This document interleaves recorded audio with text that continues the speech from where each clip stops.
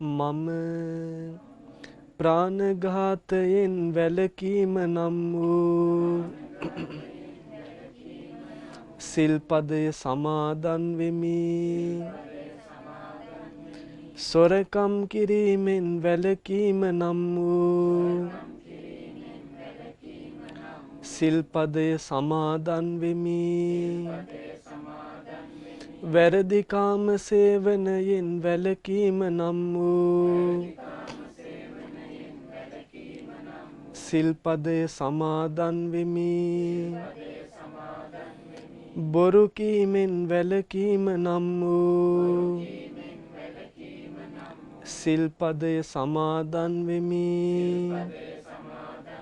මත්පැන් හා මද්ද්‍රව්‍ය භාවිතයෙන් වැළකීම නම් වූ සිල්පදය සමාදන් වෙමි. උතුම් තිසරණ සහිත වූ මා සමාදන් වූ මේ සීලය මේ ජීවිතයේ යහපත පිණිසද පරලොව සුගතිය පිණිසද අමා මහ නිවන පිණිසද හේතු වේවා. සාදු සාදු සාදු. මාත් සමගම කියන්න. නමස්කාර වේවා බුදුරුවනට සැමදා බුදු හිමි සරණ යමි. නමස්කාර වේවා දම්රුවනට සැමදා සදහම් සරණ යමි. නමස්කාර වේවා සංඝරුවනට සැමදා මහා සංඝ සරණ යමි. නමස්කාර වේවා තුනුරුවනට සැමදා තිසරණ සරණ යමි. සාදු සාදු. ගරුතර මහා සංඝරත්නයන් අවසරයි. සදහවත් පින්වතුනි, මේ පින්වතුන් අද දවසේ ශ්‍රද්ධා රූපවාහිනිය සමග එකතු වෙලා සූදානම් වන්නේ අපගේ ශාස්ත්‍රු භාග්‍යවත් බුදුරජාණන් වහන්සේ විසින් ජීවිත අවබෝධයේ පිණිස දේශනා කොට වදාළ ධර්මයේ ශ්‍රවණය කරන්න. මිනිස් ලෝකේ ජීවත් වෙන පිරිසට තමන්ගේ ජීවිතයට බද්ධ වෙලා තියෙන නමුත් සැඟවිලා තියෙන ගුණධර්ම දියුණු කර ගැනීමේ අවස්ථාව බුදුරජාණන් වහන්සේගේ ධර්මයේ තුලින් ලැබෙනවා. බොහෝ දෙනෙක් දන්නේ නැහැ තමන්ගේ ජීවිතය තුල දියුණු කරන්න පුළුවන් කුසලතා තියෙනවා කියලා. ඒ කට්ටිය හිතන් ඉන්නේ අපිට තියෙන්නේ සාමාන්‍ය ලෝකයේ ජීවත් වීමේ දැනුම ඇති කර ගැනීමේ හැකියාවක් විතරයි කියලා. හැබැයි අපි දැනන් හිටියේ නැති වුණාට බුදුරජාණන් වහන්සේ දැනගෙන හිටියා අපි තුල තියෙනවා තමන්ගේ ගුණධර්ම දියුණු කර ගැනීමේ හැකියාවක්, කුසලතාවයක්. සමහර කෙනෙක්ගේ ගුණධර්ම යම් තරමකටම තියෙන්න පුළුවන්. නමුත් ඒක වැඩි දියුණු කරන්න පුළුවන් බුදුරජාණන් වහන්සේගේ ධර්මයෙන්. එතකොට බුදුරජාණන් වහන්සේගේ ධර්මයේ මුණ ගැහුණට පස්සේ මිනිස් ලෝකේ ඉන්න සාමාන්‍ය පුද්ගලයන්ට වඩා තමන්ට විශේෂ හැකියාවන් තියෙන විශේෂ ගුණයන් ලබාගත් කෙනෙක් බවට පත්වෙන්න අවස්ථාවක් ලැබෙනවා. හැබැයි මිනිස් ලෝකේ ඉන්න බොහෝ කෙනෙකුට මේ අවස්ථාව මග හැරෙනවා. බොහොම සුළු පිරිසකට තමයි තමන්ගේ තියෙන ගුණධර්ම පැත්ත වැඩි දියුණු කරගන්න අවස්ථාව තියෙන්නේ. ඊට පස්සේ දිව්‍ය ලෝකින දෙවිවරු ඉන්නවා. ඒ අය සමහර කට්ටිය දන්නේ නැහැ අපේ මේ දිව්‍ය ජීවිතය තුල යම් ගුණයක් දිනු කරගන්න පුළුවන් කියලා දන්නේ නැහැ. විනෝදෙන් කාලය ගත කරනවා. බුදුරජාණන් වහන්සේගේ ධර්මයේ මුණ ගැහෙන පිරිස විතරක් තේරුම් ගන්න. එහෙනම් අපේ ජීවිතයේ තියෙන ගුණධර්ම දිනු කරගන්න පුළුවන් අවස්ථාවක් ලැබිලා තියෙනවා කියලා. බුදුරජාණන් වහන්සේ වදාළ හැබැයි ඒ විදිහට අවස්ථාවක් ලැබෙන්නේ සමහරට තේරුම් ගන්න පුළුවන් කියලා. නමුත් ගුණධර්ම දිනු කර ගැනීමේ අවස්ථාවක් ලැබෙන්නේ බොහොම සුළු දෙනෙකුට. බොහොම සුළු පිරිසකට තමයි තමන්ගේ ජීවිතයේ අභ්‍යන්තරයේ සැඟවිලා තියෙන ගුණධර්ම ඉස්මතු කරගෙන තමන්ගේ ජීවිතයට බද්ධ කරගන්න පුළුවන්කම ලැබෙන්නේ බොහොම සුළු පිරිසකට. ඒක නිසා තමයි බුදුරජාණන් වහන්සේ වදාළේ මනුස්ස ලෝකේ ජීවත් වෙලා මිය පරලොව ගිහිල්ලා බොහොම සුළු දෙනයි නැවත ආයේ මනුස්ස ලෝකෙ ඉපදින්නේ. බොහොම සුළු දෙනයි නැවත දෙවියන් අතර ඉපදින්නේ. ඊට පස්සේ දෙවියන් අතර ඉපදිලා දිව්‍ය ලෝකයේ අවශ්‍ය ඉවර වෙලා චුත වුණාට පස්සේ බොහොම සුළු පිරිසයි නැවත දෙවියන් අතර ඉපදින්නේ. බොහෝම සුළු පිරිසයි දෙවියන් අතරින් චුත වෙලා නැවත මනුස්ස ලෝකෙට එන්නේ. හැබැයි බුදුරජාණන් වහන්සේගේ ශ්‍රාවකයෝ බුදුරජාණන් වහන්සේ මුළු හදවතින්ම සරණ ගිය පිරිස කල්පනා කරනවා අපිට මහා ලාභයක් ලැබුණ බුදුරජාණන් වහන්සේගේ ධර්මයේ මුණ ගැහිලා.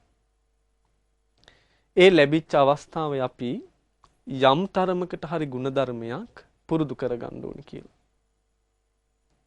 එතකොට බුදුරජාණන් වහන්සේලා අපේ සිත් තුළ තියෙන එක ගුණයක් තමයි පැහැදීම ඇති කර ගැනීම. දැන් අපේ හිතේ වෙන දේවල් වලට පැහැදීම ඇති වෙන්නේ නැද්ද? පැහැදීම ඇති වෙනුනේ සමහරට දැන් විශේෂ අම්මා තාත්තා ගැන පැහැදීමක් තියෙනවා අපිට. සමහරට දරුවෝ කී කරන දරුවන් ගැන පැහැදීමක් තියෙනවා. තමන්ට ශිල්ප ශාස්ත්‍ර කියලා දුන්න ගුරුවරු ගැන පැහැදීමක් තියෙනවා. එතකොට අපි තුල තියෙන කුසලතාවය බුදුරජාණන් වහන්සේට මේක වැඩි දියුණු කරගෙන යාට පුළුවන් නම් බුදුරජාණන් වහන්සේ ගැන පැහැදීම ඇති කරගන්න. කාටවත් වෙනස් කර දැන් අපි කියමු ගුරුවරයෙක් ගැන අපේ හිතේ පැහැදීමක් ඇති වුණා කියලා. හැබැයි යම් වෙලාවක ඒ ගුරුවරයා නොකරපු දෙයට අපිට දඬුවම් දුන්නොත් එහෙම අර පැහැදීමට මොකද වෙන්නේ? සමහරට ඒක වෙනස් වෙලා යනවා. මේ නොකරපු වරදට මට ගැහුවනේ කියලා. වෙන්න බැරිද ළමයෙකුට ඒක? හැබැයි බුදුරජාණන් වහන්සේ ගැන ඇති කරගන්න පැහැදීම උන්වහන්සේ වදාළේ ඒ විදිහට වෙනස් වෙන්නේ නැති එකක්. ඒ විදිහේ ගුණයක් ඇති කරගත්තොත් තමයි එයාගේ ජීවිතේ මනුස්ස ලෝකේ අවසන් වෙලා මේ ලෝකයේ ආවුස අවසන් වෙලා යා මිය යද්දී තමන්ට කියලා යමක් කරගත්ත කෙනෙක් බවට පත් වෙන්නේ ආන්ගේ පුද්ගලයා. එතකොට බුදුරජාණන් වහන්සේ ගැන පැහැදීම ඇති වෙන්න නම් එයාට උමනා කරන පළවෙනි කාරණාව තමයි බුදුරජාණන් වහන්සේ ගැන ඉගෙන ගන්න ලැබෙන්න ඕනේ. එහෙම නැත්නම් දන්නේ නැනේ බුදුරජාණන් වහන්සේ කොයි වගේ කෙනෙක්ද කියලා. එතකොට බුදුරජාණන් වහන්සේ ගැන ඉගෙන ගන්න තියෙන්නේ දැන් අපිට බුදුරජාණන් වහන්සේ ඇස් දෙකෙන් දකින්න විදිහක් නැහැ. දැන් අපි රූපයකට බුදුරජාණන් වහන්සේ ඇඳට පිළිමයකට නෙළුවට අපිට බුදුරජාණන් වහන්සේව දැක ගන්න පුළුවන්ද? බුදුරජාණන් වහන්සේ වදාළ යමෙක් ධර්මයේ දකින්නමද එයා තථාගතයන් වහන්සේ දකින්න. එහෙනම් බුදුරජාණන් වහන්සේව දකින්න තියෙන්නේ බුදුරජාණන් වහන්සේ ගැන පැහැදීම ඇති කරගන්න තියෙන්නේ උන්වහන්සේගේ ධර්මය ඉගෙන ගැනීම.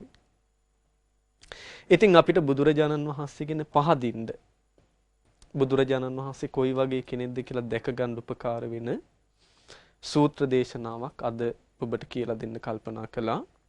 මේ දේශනාව ඇතුළත් වෙන්නේ මජ්ක්‍ධිම නිකායට.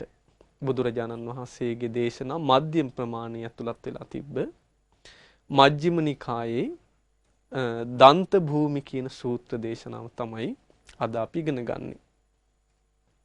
එතකොට මේ දන්ත භූමි කියන එකේ තේරුම තමයි දන්ත කියන්නේ দমনය වෙනවා කියන එක. দমনය වෙච්ච භූමිය ගැන බුදුරජාණන් වහන්සේ වදාළ දෙසුම. එතකොට මෙතන দমনය වෙච්ච භූමිය කියලා අදහස් කරේ দমনය වෙච්ච පුද්ගලයාට තියෙන වැඩපිළිවෙල තමයි බුදුරජාණන් වහන්සේ කියලා දෙන්නේ. ඒ දිනවල බුදුරජාණන් වහන්සේ වැඩ හිටියේ රජගහනුවර වේළුවනාරාමයේ. ඉතින් ඒ කාලේම මේ අලුත පැවිදි වෙච්ච ස්වාමින් වහන්සේ නමක් හිටියා සාමණේර අචිරවත කියලා. දැන් අචිරවතී කියලා ගංගාවකුත් තියෙනවනේ ඉන්දියාවේනේ. එතකොට මේ ස්වාමින් වහන්සේගේ නම තමයි අචිරවත. හැබැයි උපසම්පදාත් නෑ සාමණේර කෙනෙක්. මේ අචිරවත ස්වාමින් වහන්සේ පුංචි වනාන්තරයක හුදකලාව බණ භාවනා කරමින් මහන්සිගත ධර්මයේ පුරුදු කරන්න. දවසක් මේ අචිරවත ස්වාමින් වහන්සේ වැඩ ඉද්දින් ජයසේන කියලා එක රාජකුමාරයෙක්. සාමාන්‍ය අද කාලේ තියෙන නම් වගේ තිබිලා තියෙන මේ කාලේනේ ජයසේන. එතකොට මේ ජයසේන කියන රාජකුමාරයා මේ ස්වාමින් වහන්සේව දැක්කා. මේ කුමාරයා වනාන්තරයේ මැද්දේ මොනවා හරි කටයුතු ඉතින් දැක්කා. දැකලා මේ අචිරවත ස්වාමින් වහන්සේ ළඟට ඇවිල්ලා වන්දනා කරලා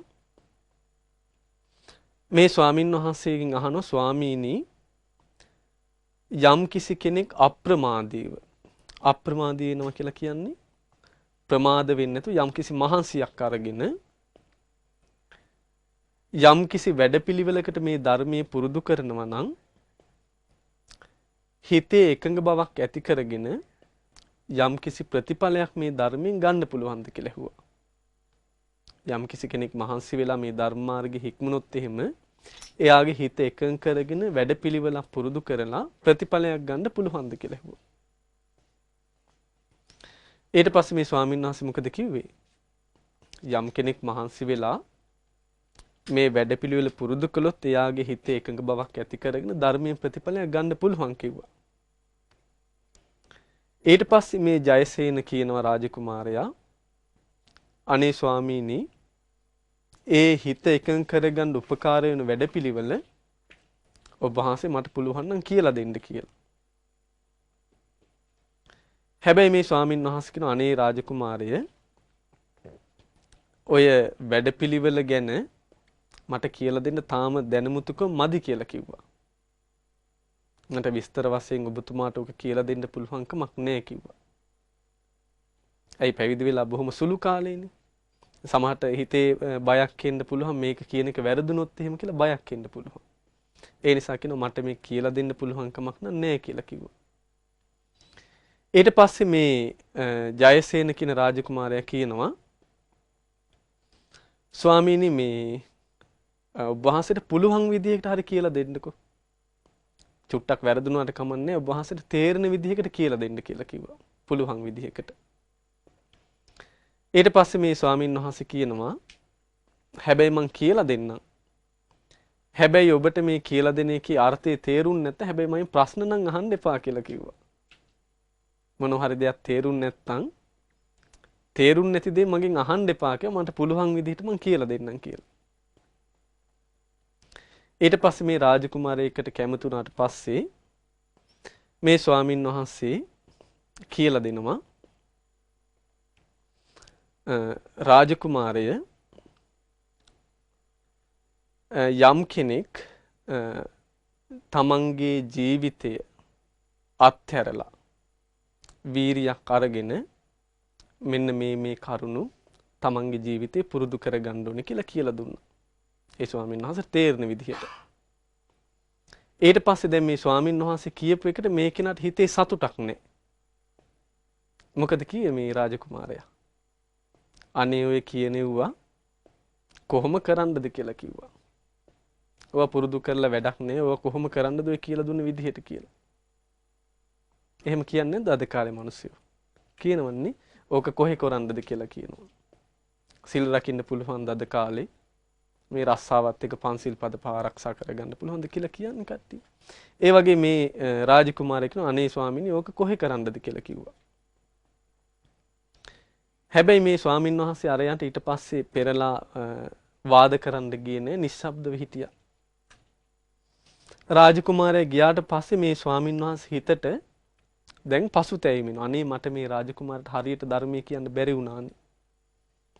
හරියට කිව්වනම් මේ රාජකුමාරයා මේ ධර්මයේ ප්‍රතික්ෂේප කරන්නේ නැණි කියලා හිතේ පුංචි පසුතැවීමක් ඇති වුණා.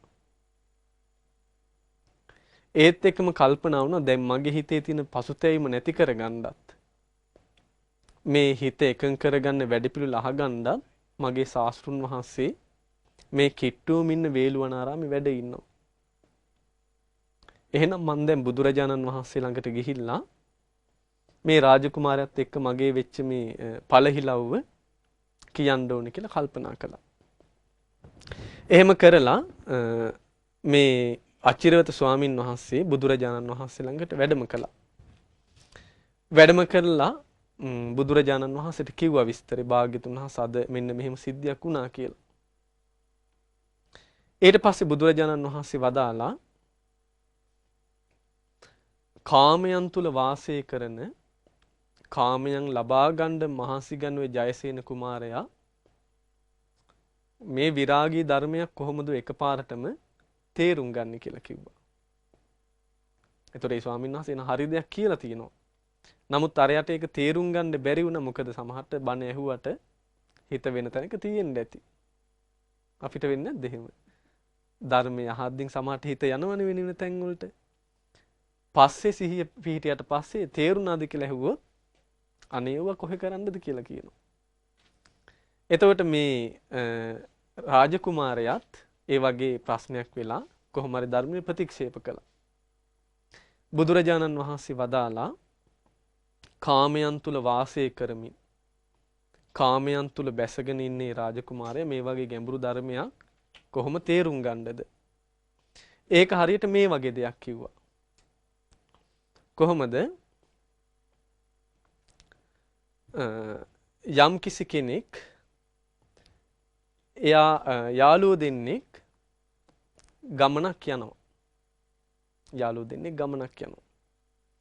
ගමනක් යද්දී මේ දෙන්නට මහා පර්වතයක් හම්බ වෙනවා පාර හරහට.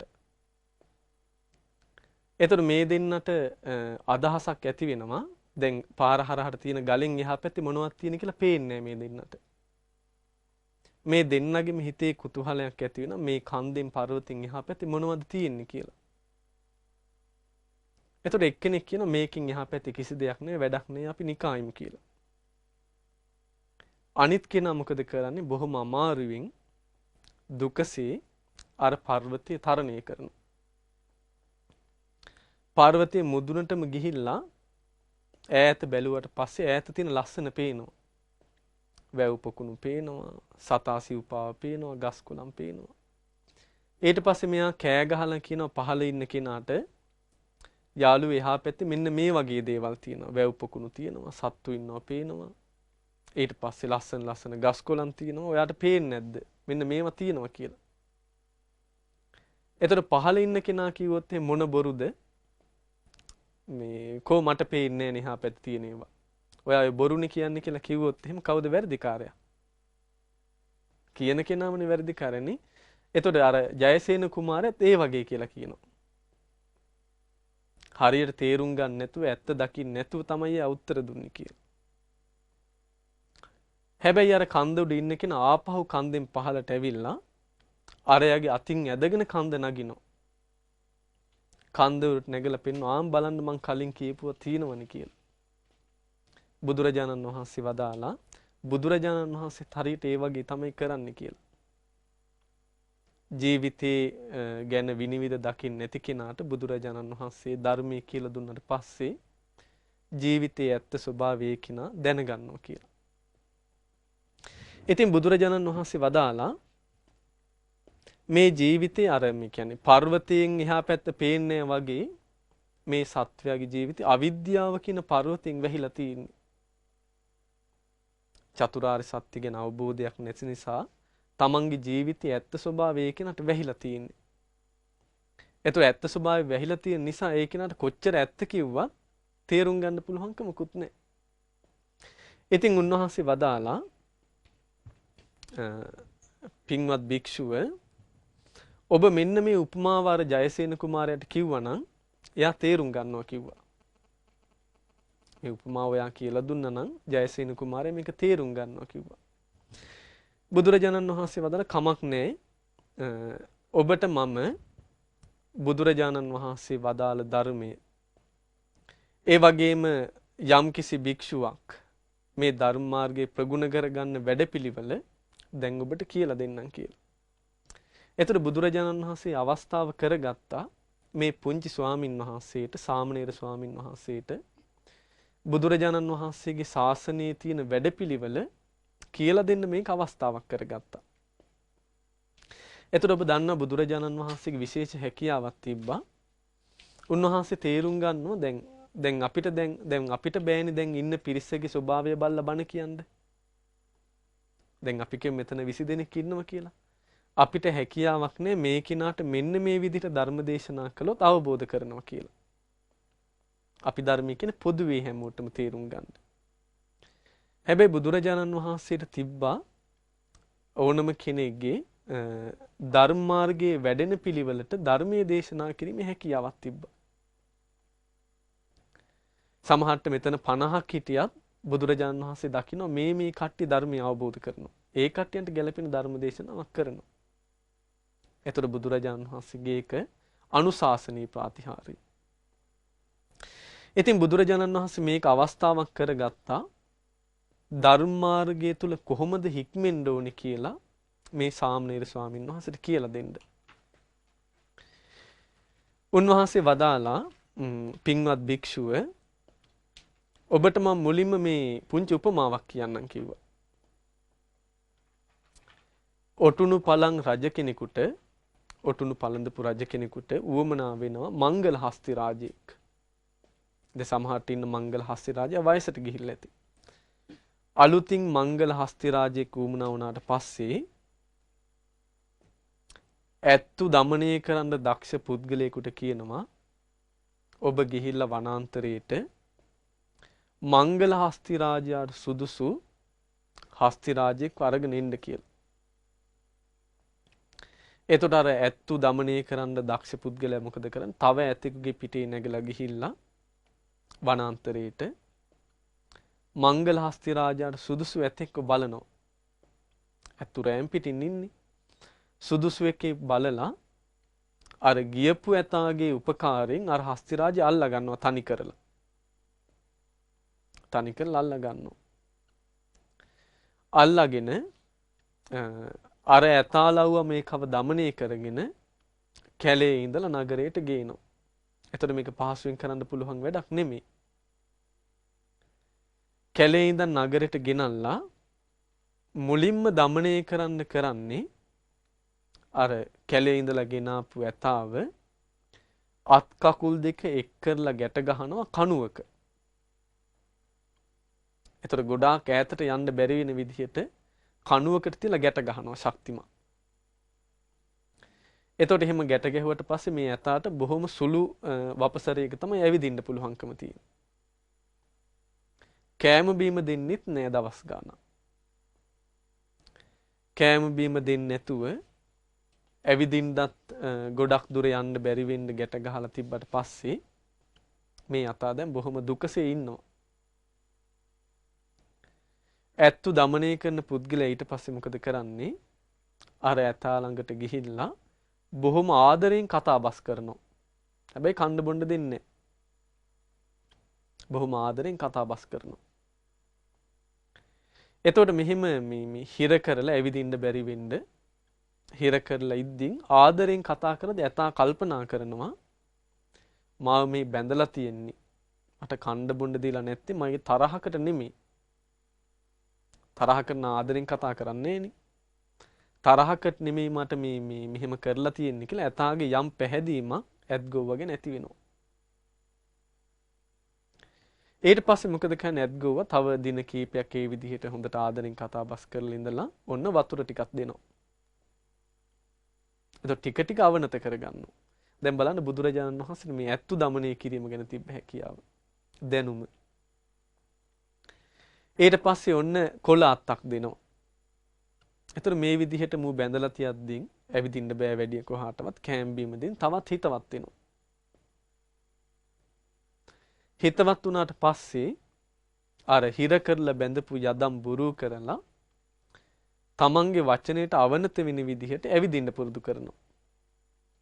ඉස්සරහට යන්න කියද්දි ඉස්සරහට යනවා. ආපහු වෙන්න කියලා කියද්දි ආපහු වෙනවා. ඊට පස්සේ කකුලක් උස්සන්න කියන්නේ කකුල ඒ විදිහට පුරුදු කරනවා. ඒ විදිහට පුරුදු කරලා තව ටිකක් කී කරුණාට පස්සේ මේ ඇත්ගොව මොකද කරන්නේ? අර ඇතාව මොනවා හරි දෙයක් උස්සගෙන යන්න පුරුදු කරනවා. කොටයක් උස්සගෙන එහාට මෙහාට යන්න පුරුදු කරනවා. එහෙම නැත්නම් මිනිස්සෙක් එයාගේ පිටේ නැගලා එහාට මෙහාට අරගෙන යන්න පුරුදු කරනවා.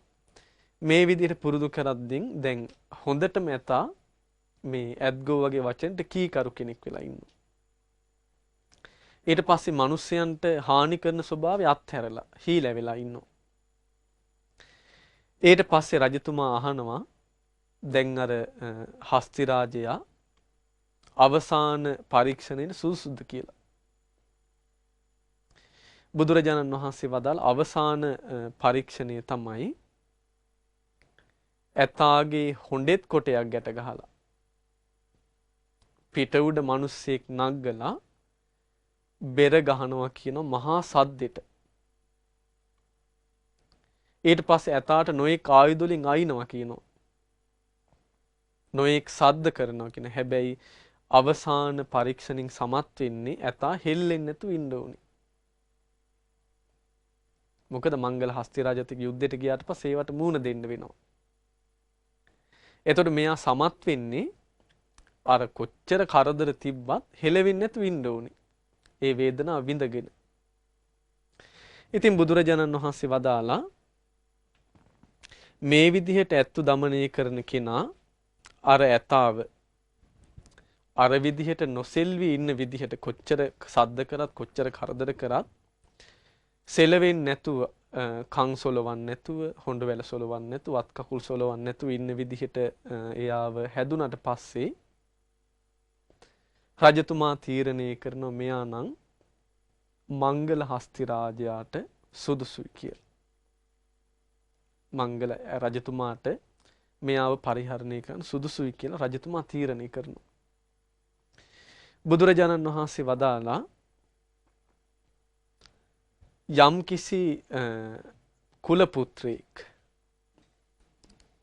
කියලා කියන්නේ ගිහි ජීවිතය ගත කරන යම් කිසි තරුණයෙකුට අහන්න ලැබෙනවා මේ ලෝකෙට බුදුරජාණන් වහන්සේ නම පහළ වුණා කියලා. ඊට පස්සේ යාට අහන්න ලැබෙනවා ඒ බුදුරජාණන් වහන්සේ මේ ගුණ වලින් යුක්තයි කියලා. උන්වහන්සේ රහතන් වහන්සේ නම ගුරු උපදේශ රහිතව ධර්මය අවබෝධ කරගත්තා කියලා මේ විදිහට බුදුරජාණන් වහන්සේ ගුණ වශයෙන් දැනගන්න ලැබෙනවා. ඊට පස්සේ උන්වහන්සේගේ ධර්මයේ ගුණ වශයෙන් දැනගන්න ලැබෙනවා. ඊට පස්සේ මේ කෙනා කල්පනා කරනවා මේ කියන ධර්මය ගිහි ජීවිතේ ඉඳලා පරිපූර්ණව පුරුදු කරන ටිකක් අමාරු වැඩක්. හැබැයි ගිහි ජීවිතය අත්හැරලා පැවිදි වුණොත් මගේ ජීවිතේ සම්පූර්ණයෙන්ම කැප කරන්න පුළුවන් ධර්මයේ හැසිරෙන්න. ඒක නිසා මම මේ බුදු සසුනේ පැවිදි වෙන්න ඕනේ කියලා අනගාരിക බුදු සසුනේ පැවිදි වෙනවා.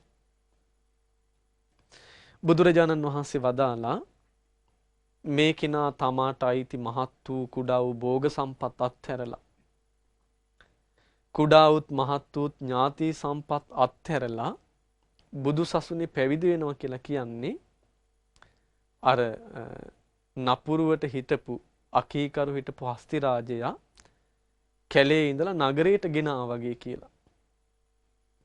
අර වනාන්තරේ දඟල හිටපු නිදැල්ලේ හිටපු හස්ති රාජයා අල්ලාගෙන නගරයට ගෙනා වගේ කියලා කියනවා යම්කිසි කුල පුත්‍රයෙක් බුදු සසුනේ පැවිදි වෙන එක. බුදුරජාණන් වහන්සේ වදාලා පින්වත් භික්ෂුව මොකද දැන් බුදුරජාණන් වහන්සේ අදහස් කළේ ගිහි ජීවිතය ගත කරන එක කාමයන් ඇති වෙන දෙයක්. කාම තෘෂ්ණාව වැඩෙන දෙයක්. ඒතර මේක අත්හැරලා බුදු සසුනට එනවා කියන්නේ අර වනාන්තරේ ඉඳලා හස්ති රාජයා නගරයට ආවා වගේ කියලා.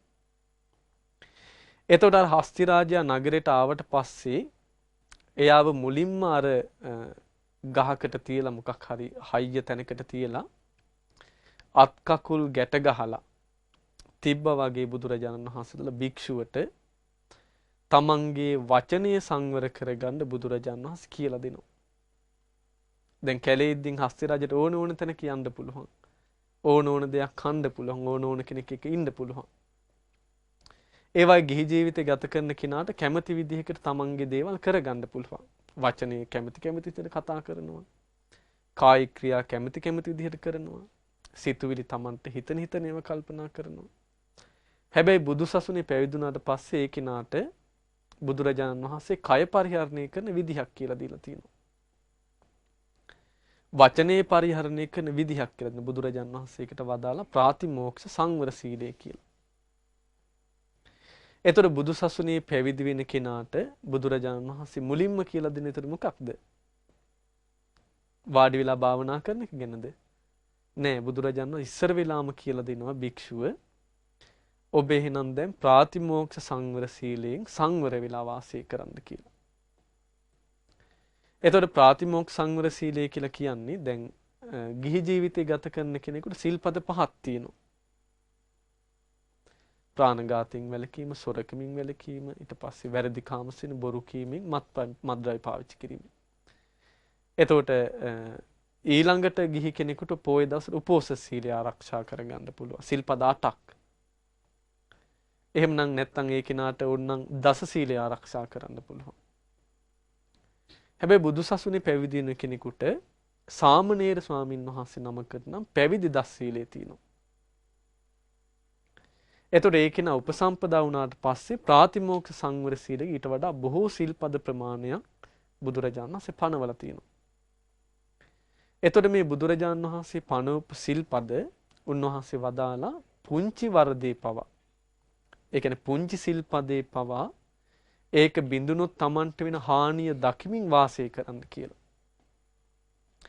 මොකද ඒ සීලය නැත්තම් ඒ තුල හික්මුන් නැත්තම් ඒ කෙනත් නිවන් මාගේ හැසිරෙන්න තියෙන පහසු නැති වෙලා යනවා. බුදුරජාණන් වහන්සේ ප්‍රාතිමෝක්ෂ සංවර සීලය දේශනා කළා කරුණු 10ක් මුල් කරගෙන. කරුණු 10ක් හේතු කරගෙන තමයි උන්වහන්සේ සිල්පද පැනෙව්වේ. එතකොට සීලය තුල හික්මිලා ඉද්දින් ඒ කෙනාට බාහිරින් එන සමහර බාධක අඩු වෙනවා ධර්මයේ හැසිරෙන්න.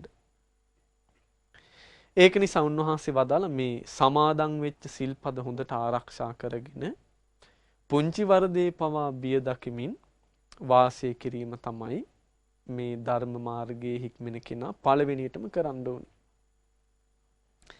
ඊට පස්සේ උන්වහන්සේ වදාලා පින්වත් භික්ෂුව මෙන්න මේ විදිහට මේ අලුත පැවිදි වෙච්ච කෙනා ප්‍රාතිමෝක්ෂ සංවර සීලෙන් සංවරේලා වාසය කරද්දී බුදුරජාණන් වහන්සේ ඒ කෙනාට ඊළඟට කියලා දෙනවා ඊළඟට මොකද්ද පුරුදු කරන්න ඕනි කියලා. පින්වත් භික්ෂුව ඔබ ඊළඟට වැඩිදුරටත් දැන් ওই සීලයට අමතර වැඩිදුරටත් තමන්ගේ ජීවිතේ හික්මව ගන්න ඕනි. දැන් සීලය තුලින් කයයි වචනයනේ සංවර කරගන්නේ. ඊට පස්සේ බුදුරජාණන් වහන්සේ ඉන්ද්‍රිය සංවර සීලය මේ කෙනාට කියලා දෙනවා. දැන් කලින් කියලා දුන්නේ මොකද්ද? ප්‍රාතිමෝක්ෂ සංවර සීලය. ඊට පස්සේ කියලා දෙනවා ඉන්ද්‍රිය සංවර සීලය. ඉන්ද්‍රිය සංවර සීලය කියලා කියන්නේ බුදුරජාණන් වහන්සේ ඉන්ද්‍රියන් 6ක් තියෙනවා කියලා අපේ ජීවිතේ වදාලා. ඒ මොනවද? අපි ජීවත් වෙනවා කියලා කියන්නේ මේ 6 පරිහරණය කරනවා. ඇස නම් වූ ඉන්ද්‍රිය, කන නම් වූ ඉන්ද්‍රිය, නාසය නම් වූ ඉන්ද්‍රිය, දිව නම් වූ ඉන්ද්‍රිය. ඊට පස්සේ ශරීරය නම් වූ ඉන්ද්‍රිය, මනස නම් වූ ඉන්ද්‍රිය. මෙන්න මේ ඇස කන නාසය දිව කය මනස කියන ආයතන 6 ඉන්ද්‍රයන් 6 හික්මවා ගැනීමට තමයි ඉන්ද්‍රිය සංවර සීලය කියලා කියන්නේ. ඒතර බුදුරජාණන් වහන්සේ වදාළ ඒක හික්මවා ගන්න තියෙන්නේ යම්කිසි කැපකිරීමක් කරලා. මොකද්ද කැපකිරීම? සාමාන්‍ය ලෝකේ ස්වභාවය තමයි යහින් රූපයක් දැක්කට පස්සේ ආස කරන රූපයක් දැක්කොත් පස්සෙත් ඒක ගැන කල්පනා කරලා සතුටක් විඳිනවා. අපි එහෙම කරන්නේ නැද්ද? අපි ලස්සන දෙයක් දැක්කට පස්සේ ඒක අපේ ඇස්මානෙන් ගියාට පස්සෙත් අපි මතක් කරන්නේ නැද්ද ඒක? මතක් කරනවන්නේ. සමහරට මොන හරි අනුභව කරපු දෙයක්. දවස් ගාණක් ගිහලා සමහරට සති ගාණක් ගිහිල්ලා අපි ආයෙ මතක් වෙලා සතුටක් විඳිනවා. සමහරට අමනාප වෙන දේවල් තියෙනවා. අපිට කයට ලැබිච්ච නපුරු පහසක් තියෙනවා. සමහරට අවුරුදු ගාණකට කලින්. නමුත් පස්සේ කාලයක් ගිහිල්ලා අපි නපුරු පහස මතක් කර හිතින් දුක් විඳිනවා. බුදුරජාණන් වහන්සේ වදාළ ඉන්ද්‍රිය සංවර සීලය කියලා කියන්නේ ඇහෙන් ආස කරන දෙයක් දැක්කට පස්සේ ඒ ආස කරන දේ මුල් කරගෙන හිතේ කෙලෙස් උපදවා ගන්න. කෙලෙස් උපදිනවා කියන ආස කරන දේ මුල් කරගෙන ආය ආය හිත තුල තෘෂ්ණාව වැඩෙන විදිහට කල්පනා කරන එක. ඊට පස්සේ නපුරු රූපයක් දැක්කට පස්සේ අකමැති රූපයක් දැක්කට පස්සේ තරහ ඇති වෙන රූපයක් දැක්කට පස්සේ ඒක හිතේ තියාගෙන තමන්ගේ හිතේ වෛරය, ක්‍රෝධය, ඊර්ෂ්‍යාව වගේ අකුසල් හට ගන්නවා. ඉන්ද්‍රිය සංවරය කියලා කියන්නේ මෙන්න මේ ආයතන හයෙන් ලැබෙන දැන් අපි ජීවත් වෙනවා කියලා නිතර මේ වගේ අපිට අරමුණු ලැබෙනවා. රූප පේනවා, අමනාප ප්‍රියමනාප රූප පේනවා. ඊට පස්සේ මනාප අමනාප ශබ්ද ඇහෙනවා, මනාප අමනාප ගඳ සුවඳ එනවා. මේවා මුල් කරගෙන හිතේ කෙලෙස් හට ගන්න නැති වෙන විදිහට වාසය කරනවා. ඒතර කොච්චර අමාරු දෙයක්ද නේ? හිතනවා වගේ නෙමෙයි, ගොඩාක් අමාරු දෙයක්. එතකොට බුදුරජාණන් වහන්සේ වදාලා මෙන්න මේක තමයි බුදුරජාණන් වහන්සේ දෙවණියට මේ භික්ෂුව හික්මවන වැඩපිළිවෙල. එතකොට යම් කෙනෙක් බුදුරජාණන් වහන්සේගේ ධර්මයෙන් එකල ප්‍රතිඵලයක් ගත්තා නම් මේ වැඩපිළිවෙල පුරුදු කරලා තියෙනවා. එතකොට දැන් අපි ශ්‍රාවක සංඝරත්නය කියලා සරණ යන්නේ මේ වැඩපිළිවෙල පුරුදු කරපු බුදුරජාණන් වහන්සේ ශ්‍රාවකයෝ. ඊට පස්සේ උන්වහන්සේ වදාලා පින්වත් භික්ෂුව යම් විදිහකට භික්ෂුව ප්‍රාතිමෝක්ෂ සංවර සීලෙන් සංවර වෙලා ඉන්ද්‍රිය සංවරයෙන් සංවර වෙලා වාසය කරද්දී තථාගතයන් වහන්සේ තවදුරටත් ඒ භික්ෂුව හික්මවනවා. කොහොමද හික්මවන්නේ? පින්වත් භික්ෂුව දැන් ඔබ නුවණින් විමසමින් ආහාර අනුභව කරන්න ඕනේ, දානි වළඳන්න ඕනේ. කොහොමද ආහාර ගන්න ඕනේ? මේ ආහාර ගන්නේ ජවය පිණිස නෙවෙයි. ආහාර වළඳද්දී කල්පනා කරන්න කියන මම මේ ආහාර ගන්නේ මගේ ශරීරේ ජවය ඇති කරගන්න නෙවෙයි. ඊට පස්සේ මම ආහාර ගන්නේ මගේ ශරීරේ මත් වීම පිණිස නෙවෙයි. ඊට පස්සේ මගේ ශරීරයේ මේ මස් අඩුතෙන් පුෂ්ටිමත් කරගන්න නෙමෙයි, ඇඟපත සරසන්න නෙවෙයි. මම මේ ආහාර ගන්නේ මගේ මේ ශරීරයේ තියෙන වෙහෙස සංසිඳුවාගෙන, කුසගින්න නිසා තියෙන වෙහෙස සංසිඳුවාගෙන මගේ මේ පරණි බඩගිනි වේදනාවන් අත්හැරලා අලුතින් බඩගිනි වේදනාවක් හට නොගෙන මේ ධර්ම මාර්ගේ පහසුවෙන් ගමන් කරන්ඩ ශරීරයේ පවත්වා ගැනීමටයි මම මේ දානේ වළඳන්නේ කියන අදහසින් දානේ වළඳනවා කියලා ආහාරයේ අර්ථය දැනගෙන දානේ වළඳන්න කිව්වා. ඒතර සමහරට බුස්සසුන්ට මුලින්ම ඇතුළත් වෙන කෙනාට මේක කරගන්න පුළුවන් වෙයිද? නැත්තම් බුදුරජාණන්සේ මුලින්ම කියනවනේ මේ එහෙනම් පළවෙනිටම කරන්න ඕනේ ආහාරයේ අර්ථය දැනගෙන වළඳන්න කියලා. සමහරට දුෂ්කර වෙන්න පුළුවන්. එතකොට ඒ කෙනා ප්‍රාතිමෝක්ෂ සංවර සීලෙන් සංවර වෙලා ඉන්ද්‍රිය සංවරේ පුරුදු කළාට පස්සේ ඔන්න මේක යම් තරමකට යාට පුරුදු කරගන්න පුළුවන්. යම් තරමකට එතකොට යාට දියුණුවක් ඇති කරගෙන. ඊට පස්සේ උන්වහන්සේ වදාලා ඒ විදිහට ප්‍රාතිමෝක්ෂ සංවර සීලෙන් සංවර වෙලා ඉන්ද්‍රිය සංවරය ඇති කරගෙන ආහාරයේ අර්ථය දැනගෙන වළඳන භික්ෂුව බුදුරජාණන් වහන්සේ තවදුරටත් හික්මවනවා. දැන් මෙයාගේ ජීවිතයේ විශේෂත්වය තමයි නිතර නිතර කෙලෙස් හට ගන්න ස්වභාවය මෙයාගේ නෑ දැන්. ඇයි? සීලය තුලින් හික්මිලා ඉන්නවා. එතකොට මෙයා කයයි වචනේ කොහොම සංවර කරගෙන ඉන්නවා. ඊට පස්සේ ඉන්ද්‍රිය සංවරය තුලින් නිතරම අපේ හිත කැළඹෙන්නේ මේ ඉන්ද්‍රිය අසංවරය නිසානේ. සමහරට අපිට දැන් තියෙනෝනේ ගමනක් ගිහිල්ලා ආවට පස්සේ ලොකු වෙහෙසක්. හිසේ කැක්කුම කියලා. ඒ ඉන්ද්‍රිය සංවරය නැති නිසා සමහර වෙලාවට. ඇයි අර පාර දෙපැත්තේ තියෙන රූප දැක ගිහිල්ලා සමහරට අපි පාර තියෙන බෝඩ් කියවනවා යමින් ගමන කරන්න දෙයක් නැති වෙච්ච. ඒ වගේ හිත කැළඹිලා ගෙදර ආවට පස්සේ ඔන්න හිසේ කැක්කුම කියනවා. එතකොට මේ ස්වභාවය බැහැර කරලා නිතර හිත ඇවිස්සෙන ස්වභාවය බැහැර කරලා ඊට පස්සේ හිතේ පසුතැවීමක් ඇති වෙන්නේ සීලයේ තියෙන නිසා. ඊට පස්සේ ආහාරයට ගිජු නෑ ඒ කෙනා. එතකොට මේ මට්ටමට ආවට පස්සේ මෙයාගේ හිතේ තියෙන මේ ඇවිස්සිච්ච ස්වභාවය බොහෝ දුරට බැහැර වෙලා තියෙනවා. ඊට පස්සේ බුදුරජාණන් වහන්සේ භික්ෂුව තව දුරටත් හික්මවනවා. පින්වත් භික්ෂුව ඊළඟට ඔබට පුරුදු කරන්න තියෙනවා නිදි වරාගෙන භාවනා කරන්න. නිදි වරාගෙන භාවනා කරනවා කියලා කියන්නේ මේ දහවල් කාලේ උදෑසන කාලේ ඉඳලා හවස් වෙනකල් සක්මන් කරමිනුත් වාඩි වෙලාත් භාවනා කරනවා නීවරණ වලින් හිත පිරිසුදු කරමින්. නීවරණින් හිත පිරිසුදු කරනවා කියන්නේ අපේ හිත ඇවිස්සලා තියෙන මේ පංච නීවරණ. කාමච්ඡන්ද, ව්‍යාපාද, ඊට පස්සේ තීන මිද්ද, උද්ධච්ච, කුක්කුච්ච, විචිකිච්ඡා කියන මේ නීවරණ හිතට ඇතුල් වෙන්න ඉඩ නොදී සතිපට්ඨානය තුල සිහිය පිහිටවා ගන්න මහන්සි ගන්නවා. උදෑසන කාලේ ඉඳලා දහවල් වෙනකල්. ඊට පස්සේ රාත්‍රී පෙර යම් කාලේ ඒ කියන්නේ සාමාන්‍යයෙන් 10 විතර වෙනකල් මේ විදිහටම සක්මන් කරමින් ඉඳගෙන භාවනා කරමින් නීවරණ වලින් හිත පිරිසුදු කරගන්න මහන්සි ගන්නවා. ඊට පස්සේ රාත්‍රී මධ්‍යම යාමේ ඒ කියන්නේ 10න් පස්සේ සාමාන්‍යයෙන් 2-3 විතර වෙනකල් භික්ෂුවට බුදුරජාණන් වහන්සේ වදාළ සිහිනුවණින් යුක්තව දකුණු වැලේට හැරිලා සිංහසෙයියාවෙන් සැතපෙන්න කියලා. ඒක සිහියෙන් කරන්න කියලා. එතකොට බුදුරජාණන් වහන්සේ සිංහසෙයියාවෙන් කියලා වදාළේ මේ දකුණු වැලේට හැරිලා තමන්ගේ කකුලේ පහළ තියෙන කකුල පොඩ්ඩක් මෑත් කරගෙන මම මේ වෙලාවට අවදි වෙනවා කියන අදහස ඇතිකන අපි කියමුකෝ ඒක නා දැන් මධ්‍යම යාමේ 10ට විතර සැතපෙනවා කියලා. අපි කියමු පාන්දර 4ට අවදි වෙනවා කියලා. එතකොට නිදාගද්දිම හිතට අදහසක් ඇති කරගන්න මම පාන්දර 4ට අවදි වෙනවා කියලා. හරියට 4ට අවදි වෙන්න පුළුවන්. දැන් ඒ කාලේ බුදුරජාණන් වහන්සේ කාලේ ඉතින් වෙලාව ඔරලෝසුවද වගේ තිබ්බේ නෑනේ. එතකොට යම් වෙලාවක් හිතේ අදහසක් ඇති කරගෙන මම මෙන්න මේ වෙලාවට අවදි වෙනවා කියලා හිතට පණිවිඩය දීලා නිදාගත්තොත් ඒ වෙලාවට අවදි වෙනවා.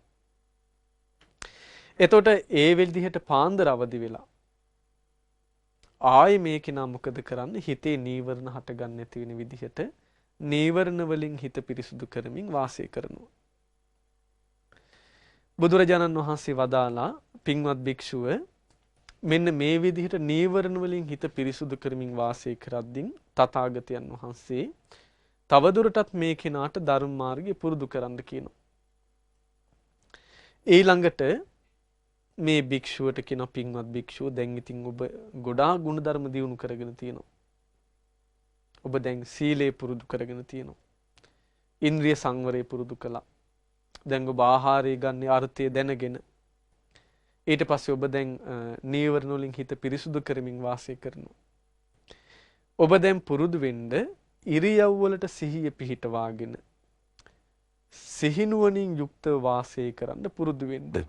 මේ කියන්නේ සති සම්පජන්ණය ගැන. ඔබ ඉදිරියට යද්දී සිහියෙන් යුක්තව ඉදිරියට යන්න. ආපසු හැරිලෙද්දී ඒ විදිහටම සිහිය පිහිටවාගෙන ඉන්න. ඒ කියන්නේ තමන් ඇවිදිද්දී ඇවිදින දෙයට සිහිය පිහිටවාගෙන වාසය කරන්න. ආපසු වෙද්දී සිහිය පිහිටවාගෙන වාසය කරන්න. ඉදිරිය බලද්දී වටපිට බලද්දී ආහාර අනුභව කරද්දී ඊට පස්සේ කතාබස් කරද්දී ඊට පස්සේ වැසිකිලි කැසිකිලි යද්දී පවා බාහිර අරමුණු වලින් හිත කැළඹෙන්නේ නැති වෙන විදිහට සිහිනුවණින් යුක්ත වේ කටයුතු කරන්න කියලා ඔන්න තව දුරටත් හික්මවනවා. ඒතර කොච්චර සිහියක් ඕනේද අතපය හකුලන එක පවා සිහියෙන් කරන්න. එතකොට ඒ தത്വෙට එන්න අර කලින් තියෙන ඒවා ඔක්කොම පුරුදු කරගෙන තියෙන්න ඕනේ. පියවරෙන් පියවර පුරුදු කරගෙන තියෙන කෙනාට තමයි මේ අවසානට බුදුරජාණන් වහන්සේ කියන මේ ගුණධර්ම මේ හැකියාවන් දියුණු කරගන්න පුළුවන් වෙන්නේ.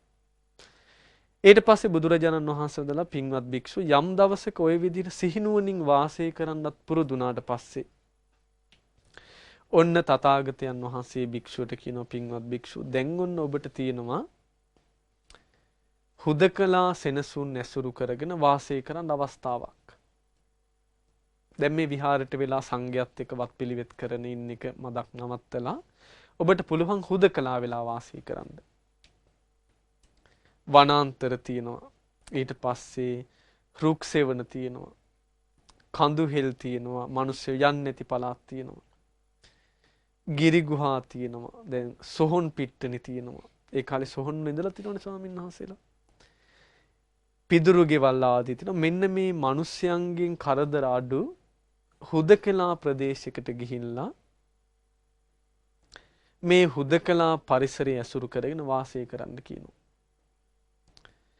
ඔබ පිණ්ඩපාතේ වළඳලා හවස් වරුවේ උදේ කාලේ පිණ්ඩපාතේ වළඳලා ඉවරලා හවස කය ඍජු කරගෙන වාඩි වෙලා දැන් මේක න ඔක්කොම පුරුදු කරලා තියෙන්නේ. දැන් සිහිය දියුණු කරගන්න සමාධියට සම්බන්ධින් මෙයාට ලොකු මහන්සියක් ගන්න ඕනේ.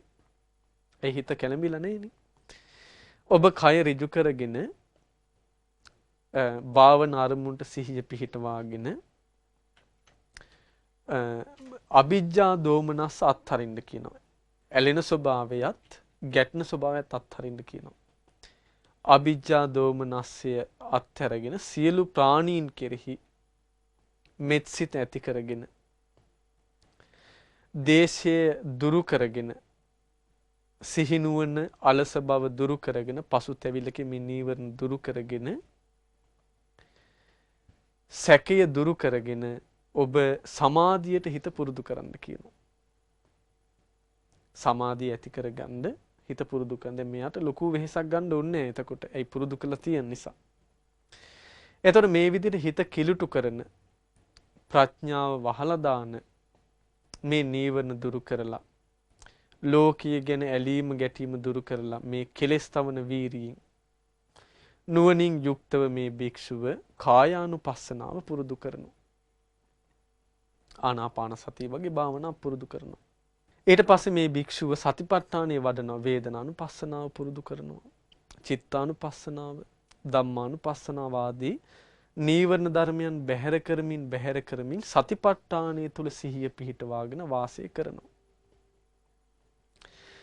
බුදුරජාණන් වහන්සේ වදාලා මේ විදිහට භික්ෂුව සතිපට්ඨානය නිතර ප්‍රගුණ කරමින් සතිපට්ඨානයෙන් හිත බැහැරට යන්න නොදී සිත පිරිසුදු කරමින් වාසය කරද්දී බුදුරජාණන් වහන්සේ වදාලා හිත දෙවිල්ල ඇති කරන පීඩාව ඇති කරන ස්වභාවයෙන් බැහැර වෙලා යනවා.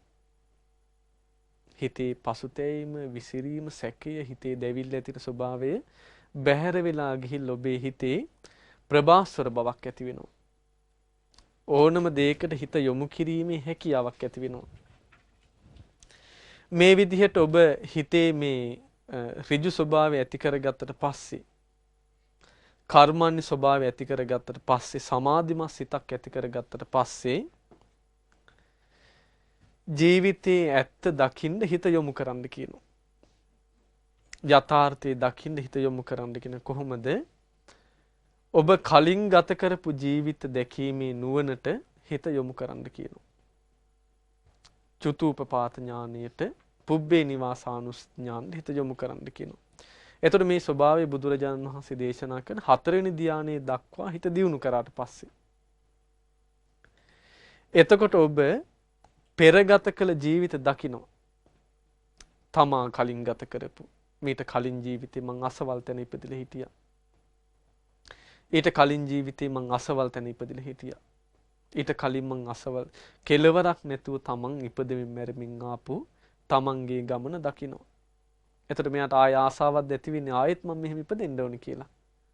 නෑ, මෙයා තේරුම් ගන්නවා නිස්සාරවත් දෙයක් නෙමෙයි තියෙන්නේ. හැම ජීවිතයක්ම විඳ විඳ ඇවිල්ලා වයසට ගිහිල්ලා මැරිලා ගිහිල්ලානේ තියෙන්නේ. ඔන්න තමන්ගේ හිතේ අවබෝධයෙන් යුක්තවම සසර ගැන කලකිරීම ඇති වෙනවා. ඊට පස්සේ මේ කෙනා සිත සමාධිමත් වුණාට පස්සේ, හිත පිරිසුදු වුණාට පස්සේ, උපක්ලේශ බැහැරුණාට පස්සේ සත්වයන් උපදින චුත වෙන ආකාරයට හිත යොමු කරනවා. එතකොට තමා විතරක් නෙමෙයි වෙන කට්ටියක් දකිනවා. මෙතනින් මැරිලා ගිහිල්ලා තව තැනක ඉපදෙනවා. එතනින් මැරිලා ගිහිල්ලා තව තැනක මේ විදිහට චුතූපපාත ඥානය මේ කෙනා උපදවා ගන්නවා. එතකොට තවත් සසර ගැන තියෙන මෙයාගේ මේ කලකිරීම වැඩි වෙනවා. ඊට පස්සේ බුදුරජාණන් වහන්සේ වදාලා මේ විදිහට හිත දියුණු කරගන්න කෙනා ආශ්‍රවයන් තේරුම් ගැනීමට මහන්සි ගන්නවා. ආශ්‍රව කියලා කියන්නේ කෙලෙස්. ඒ කෙනා මේ භික්ෂුව මේ විදිහට හිත පිරිසුදුනාට පස්සේ මේ විදිහට හිත ප්‍රබාසර වුණාට පස්සේ මේවා තමයි ආශ්‍රව කියලා අඳුනා ගන්නවා. මේවා තමයි ආශ්‍රවයන්ගේ හට ගැනීම කියලා අඳුනා ගන්නවා. මේවා තමයි ආශ්‍රවයන්ගේ නැතිවීම.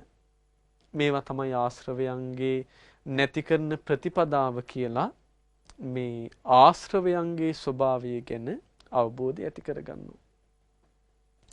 බුදුරජාණන් වහන්සේ වදාළ මෙන්න මේ විදිහට භික්ෂුව යථාර්ථය දැනගන්නකොට යථාර්ථය දැක ගන්නකොට කාමාශ්‍රවයන්ගෙනුත් හිත නිදහස් වෙනවා. භවආශ්‍රවයන්ගෙනුත් හිත නිදහස් වෙනවා. අවිජ්ජාශ්‍රවයන්ගෙනුත් හිත නිදහස් වෙනවා. යම් අරමුණකින් නම් බුදුසසුනේ පැවිදි වුණේ ආන්ගේ අරමුණ ඉෂ්ට කරගත්තා වෙනවා. බුදුරජාණන් වහන්සේ වදාලා ඒ භික්ෂුව ආයේ කවදාකවත් සසරට වැටෙන ස්වභාවයට පත් වෙන්නේ. ඒ කියන්නේ ඒ කෙනා අරහත්ත්වයට පත් වෙනවා. පින්වත් භික්ෂුව ඒ රහත් භික්ෂුව සීතල නිසා පීඩාවට පත් වෙන්නේ නැහැ කියනවා. උස්නේ නිසා පීඩාවට පත් වෙන්නේ නැහැ කියනවා. බඩගින්න පිපාසය නිසා අවුසුලන් නිසා මේ බාහිරින් ලැබෙන දේවල් වලට පීඩාවට පත් වෙන්නේ නැහැ කියනවා. දරුණු වචන ඇහුණා කියලා එයා කම්පා වෙන්නේ නැහැ කියනවා. දරුණු කායික වේදනාවන් ඇති වුණා කියලා කම්පා වෙන්නේ නැහැ කියනවා. ඕනම දෙයක් ප්‍රාණය නිරුද්ධ කිරීමේ වේදනාවක් පවා ඉවසන කෙනෙක් වෙනවා. හරියට අර හස්ති රාජයා වගේ. හස්ති රාජයා අර සෙලවෙන්නේ නැතුව ඉන්නවා වගේ ඕනම කරදරයක් ආවත් මේ භික්ෂුව ඉන්නවා කියනවා. බුදුරජාණන් වහන්සේ මෙන්න මේ විදිහේ රාග දේශ මොහ දුරු කර භික්ෂුවට තමයි ආහුනේය කියලා කියන්නේ. මේ වගේ ස්වභාවයට පත්වෙච්ච භික්ෂුවට තමයි පාහුනේය කියලා කියන්නේ. මේ වගේ ස්වභාවයට පත්වෙච්ච භික්ෂුවට තමයි දක්ඛිනේය අංජලි කරණීය ලොවට උතුම් පින්කෙත කියලා හඳුන්වන්නේ මෙන්න මේ වගේ භික්ෂුවකට කියලා කියනවා. එතකොට මේ දේශනාව අහපු ස්වාමීන් වහන්සේට මොනව හිතෙන්නේ නැද්දනේ? මං කවද්ද මේ தത്വෙට මගේ හිත දියුණු කරගන්න කියලා හිතෙන්නේ නැති. ඇයි බුදු කෙනෙක්ම කියලා දෙද්දි නිවන් මඟ. ඊට පස්සේ බුදුරජාණන් වහන්සේ වදාළ පින්වත් භික්ෂුව වයසට ගියත් රජ්ජුරුවන්ගේ ඇතා දමණය නොවි කලුරිය කළොත් දමණය වෙන්නේ නැතුව කෙනා කලුරිය කළොත් එයා අයිති වෙන්නේ නොහික්මිච්ච ගණයට කියනවා. මංගල හස්ති රාජයේ ගණයට අයිති වෙන්නේ කියනවා. මධ්‍යම වයසේදී ඇතෙක් දමණය වෙන්නේ නැතුව මිය පරලව ගියොත් මංගල හස්ති රාජයේ ගණයට අයිති වෙන්නේ නැහැ කියනවා. මොකද දමණය වුනේ නැති නිසා. පුංචි කාලේ හරි ඇතෙක් මිය පරලව ගියොත් දමණය වෙන්නේ නැතුව එයා මිය පරලව ගියපු නිසා මංගල හස්ති රාජයේ ගණයට අයිති වෙන්නේ නැහැ කියනවා. ඒ වගේ කියනවා පින්වත් භික්ෂුව ස්තවීර භික්ෂුවක් වුණා. ස්තවීර කියලා කියන්නේ පැවිදි වෙලා බොහෝ කාලයක් ගියපු.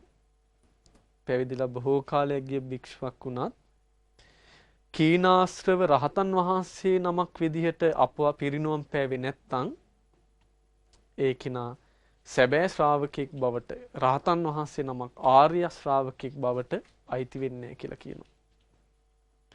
යම්කිසි භික්ෂුවක් මධ්‍යම වයසේ වුණත් කලුරිය කළොත් නවක භික්ෂුවක් වුණත් රහතන් වහන්සේ නමක් විදිහට කලුරිය කළේ නැත්නම් දමණය නොවිච්ච කෙනෙකුගේ ගණයට තමයි ඒකන අයිති වෙන්නේ කියනවා. වයසට ගිහිල්ලා ඒකිනා කලුරිය කළත් ආශ්‍රව ප්‍රහාණය කරේ නැත්නම් දමණය වෙච්ච කොටසට අයිති වෙන්නේ නැහැ කියනවා. මැදි වයසෙන් ඒ භික්ෂුව කලුරිය කළත් රහතන් වහන්සේ නමක් නෙමෙයි නම් ආශ්‍රව දුරු කරේ නැත්නම් දමණය වෙච්ච කෙනෙක් කියලා කියන්න බෑ කියනවා. පුංචි වයස කෙනෙක් හරි පුංචි වයසෙන් කලුරිය කළොත් එයා ආශ්‍රව ප්‍රහාණය කරේ නැත්නම් දමණය වෙච්ච කෙනෙක් කියලා කියන්න බෑ කියනවා. ඒ වගේම අග්ගිවෙස්සන මේ අග්ගිවෙස්සන කියන්නේ මේ ස්වාමීන් වහන්සේගේ මේ පරම්පරාවේ ගෝත්‍ර නාමය. ඒ වගේම අග්ගිවෙස්සන භික්ෂුව යම් කිසි රජතුමාගේ ඇතෙක් වයසට ගිහිල්ලා හරි මංගල හස්ති රාජයෙක් විතර දමණය වෙලා කලුරිය කළොත් එයා අයිති වෙන රජුරුවන්ගේ ඇතාට කියනවා. මැදි වයසෙන් හරි මේ ඇතා එහෙම නැත්නම් පුංචි කාලේ හරි দমনය වෙලා මංගල හස්ති රාජ්‍යයක් විදිහට කලුරිය කරන ඒ අයිති වෙන්නේ මංගල හස්ති රාජයාට කියනවා. ඒ වගේම යම්කිසි වැඩිහිටි භික්ෂුවක්, ස්ථවිර භික්ෂුවක් හරි කීනාශ්‍රව රහතන් වහන්සේ නමක් හැටියට කලුරිය කළොත් ඒ කෙනා দমনය වෙච්ච භික්ෂුවක්ගේ ගණයට අයිති වෙනවා කියනවා. මැදි වයස කෙනෙක් හරි කෙලෙස් දුරු කරලා තිබ්බොත් රහතන් වහන්සේ නමක් වුණොත් එයාව দমনය වෙච්ච භික්ෂුවක් බවට අයිති වෙනවා කියනවා. පුංචි වයස කෙනෙක් හරි කෙලෙස් දුරු කරලා එයා කලුරිය කළොත් দমনය වෙච්ච භික්ෂුවක් බවට පත් වෙනවා කියනවා. එතකොට බුදුරජාණන් වහන්සේගේ මේ ශ්‍රාවකයෝ බුදුරජාණන් වහන්සේ කොටස් දෙකකට එහෙනම් බෙදුවා. මොකද්ද? দমনය වෙච්ච පිරිස සහ দমনය නොවිච්ච පිරිස. එතකොට එතන দমনය වෙනවා කියලා බුදුරජාණන් වහන්සේ හැඳුන්වුවේ සම්පූර්ණයෙන්ම দমনය වෙච්ච රහතන් වහන්සේ නමක් කියලා. ආයේ দমনය කරන්න දෙයක් නැහැ. අනිත් අය වැස්සින් පීඩාවට පත් වෙච්චාම දුක් වෙනවා. කුසගින්න නිසා දැන් සමහරට සීලවන්තයි, ගුණවන්තයි, සමහරට මේ චිත්ත සමාධියකුත් තියෙනවා. නමුත් සමහරට ඒ කෙනාට කායිකව ඇතින වේදනාව උහුලන්න බෑ. කෙනෙක් සමහරට බැන්නොත් එහෙම හිත කඩාගෙන වැටෙනවා. අර කලින් පුරුදු කරපු සමාධිය පිරිහිලා යනවා. හැබැයි රහතන් වහන්සේ නමක්ට මේ කොයි ස්වභාවයටපත් උනත් මේ ලෝකේ වෙනස් වෙලා ගියත් තමන්ට මොනතරම් බැනුම් අහන්න ලැබුණත් කිසිම මොහොතක මේ කෙනාගේ තියෙන ප්‍රකෘති ස්වභාවය වෙනස් වෙලා යන්නේ, කම්පා වෙන්නේ. එතකොට මේ දේශනාව ශ්‍රවණය කරපු අචිරවත කියන සාමණේර ස්වාමින් වහන්සේ ගොඩක් සතුටටපත් වුණා. එතකොට අපි තේරුම් ගන්න ඕනේ බුදුරජාණන් වහන්සේ බුදු කෙනෙක් විදිහට ලෝකෙට පහළ වුණාට පස්සේ උන්වහන්සේ මේ ලෝකයාට ප්‍රාර්ථනා කරන්න දෙයක් කියලා දුන්නේ නැහැ.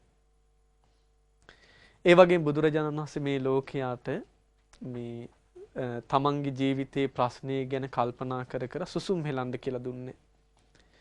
බුදුරජාණන් වහන්සේ වදාළ තමන්ගේ ජීවිතයේ තියෙන මේ ගැටලුව, තමන්ගේ ජීවිතයේ තියෙන මේ පැටලිච්ච ස්වභාවය බුදුරජාණන් වහන්සේගේ ධර්මයේ තුලින් තමාම ලියා ගන්න මහන්සි ගන්න.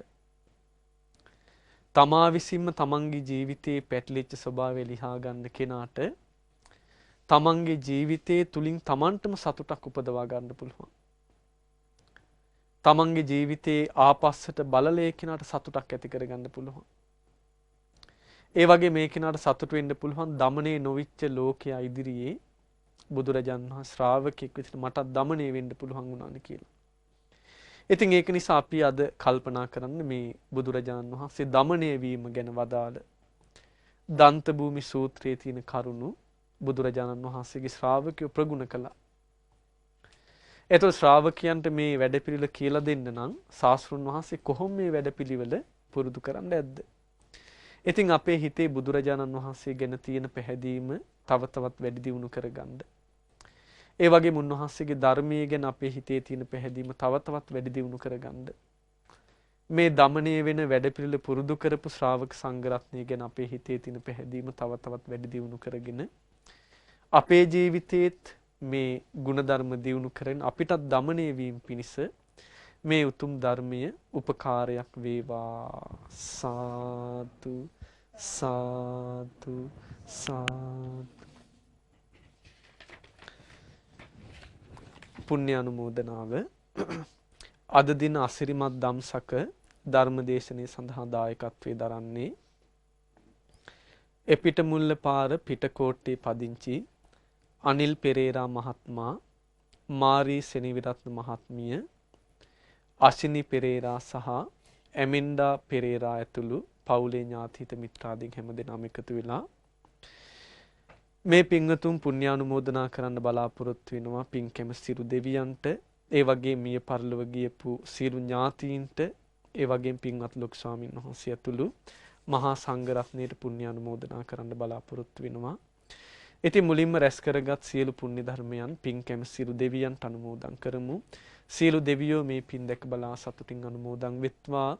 දෙවියන්ගේ දැහිමි රැකවරණය අප හැම දිනාටම සලසා දෙත්වා.